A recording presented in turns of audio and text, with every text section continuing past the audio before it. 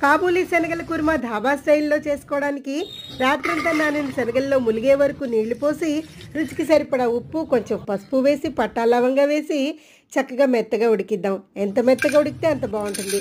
తర్వాత ప్యాన్లో పట్టా లవంగా ఇలాచి, 1 స్పూన్ మిరియాలు, 1 స్పూన్ జీలకర్ర, ధనియాలు, సోపు దోరగా వేపించి 4-5 ఎండుమిరపకాయలను వేపి పొడి చేసుకుని 2 ఉల్లిపాయలు, 2 టమాటాలు ప్యూరీ రెడీ చేసి ప్యాన్లో కొంచెం ఆయిల్ వేసుకుని తేజ్పత్తా వేసి ఉల్లిపాయలు పచ్చిమిరపకాయలు దోరగా వేగిన తర్వాత రుచికి సరిపడా ఉప్పు, 1 స్పూన్ అల్లం వెల్లుల్లి పేస్ట్, టమాటా ప్యూరీ, పసుపు, మనం గ్రైండ్ చేసుకున్న మసాలా పొడి వేసి ఆయిల్ సెపరేట్ అయ్యే వరకు చక్కగా మగ్గనిద్దాం.